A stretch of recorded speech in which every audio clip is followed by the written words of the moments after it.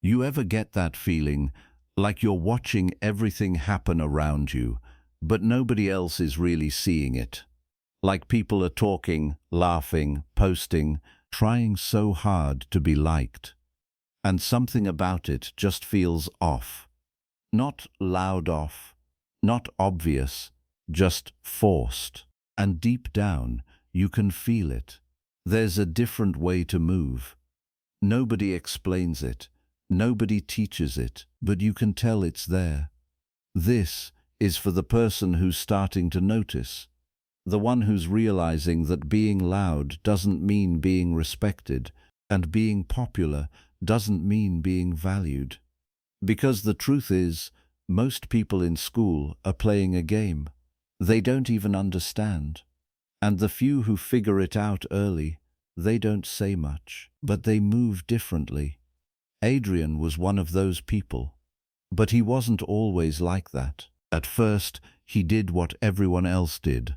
He laughed a little louder than he actually felt, agreed with things just to avoid tension, tried to say the right thing just so people would like him. And for a while, it seemed normal. But something felt off, because no matter how much he adjusted himself, it never really worked the way he expected. Then he started noticing patterns.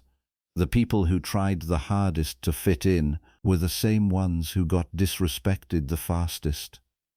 Talk too much. People stop listening. Try too hard to be funny. People laugh, but not with you. Be available all the time.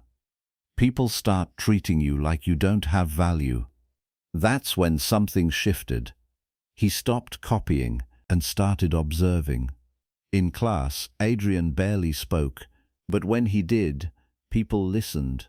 Not because he demanded it, not because he forced attention, but because he wasn't always talking. He understood something most people miss. Silence creates weight. While everyone else rushed to fill every quiet moment, he waited, watched, then said something that actually mattered. And slowly, things started changing. Teachers respected him more. Students paid attention to him more. Not because he tried to stand out, but because he didn't need to. Then there was eye contact. Most people either avoid it or overdo it. Adrian kept it simple. When someone spoke to him, he looked at them, fully present. No nervous glances, no rushing to look away. At first, it made people uncomfortable, but then something shifted.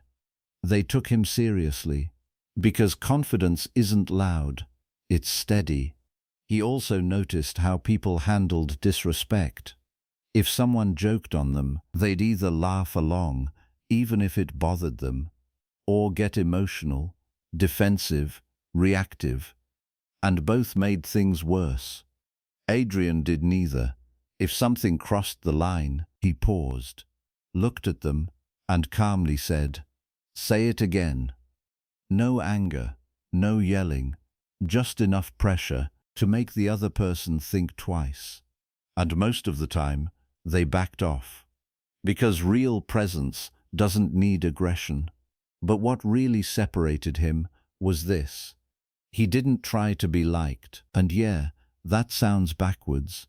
But that's where most people get it wrong. Everyone else was chasing attention, posting for validation, switching personalities depending on who they were around, laughing at things they didn't even find funny. And people can feel that, even if they don't say it. It makes you hard to respect. Adrian stayed the same. If he liked you, you could feel it. If he didn't, he wasn't rude, but he didn't fake it either.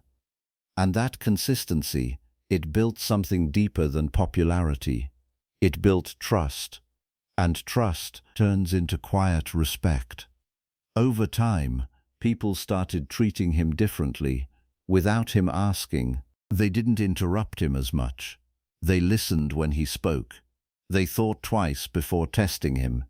And at the same time, people felt comfortable around him, because he wasn't fake. He wasn't loud. He wasn't trying to dominate anything. He just understood something most people don't. You don't earn respect by making people fear you. You earn it by controlling yourself so well that people feel your presence without you needing to prove it. One day, someone asked him, "Why does it feel like people don't mess with you, but also don't hate you?" Adrian just shrugged, calm, unbothered. "Because I don't move like I need anything from them." And that's the part nobody explains. The moment people feel like you need their approval, their attention, their validation, your value drops. Not always out loud, but quietly. But when you're grounded, observant, and selective with your energy, you become someone people respect, even if they never say it. And here's the truth most people avoid. You've already seen this in your own life. You've seen the loud kid who gets attention, but not real respect. You've seen the funny one everyone laughs with, but talks about behind their back. You've seen the nice person, always there for everyone, but still overlooked. And then there's that one person. They don't talk the most. They don't try the hardest. They're not everywhere, all the time. But when they walk into a room, something shifts. People notice, people adjust, people think twice. And if you're being honest, you've felt it. That quiet thought in the back of your mind. Yeah, they move different. That's not luck. That's not popularity. That's understanding. And once you see it, you can't unsee it. You start noticing everything, how predictable people are, how easy it is to read energy, how most people are just reacting without thinking. And when that finally clicks, you change. You stop chasing. You stop forcing. You stop playing a game that was never built for you to win. And instead, you become someone people naturally respect, naturally listen to, naturally remember. Not because you tried to be, but because you finally understood what everyone else overlooked. So now the real question is, now that you see it, are you still going to move like everyone else? Or are you finally going to move with intention?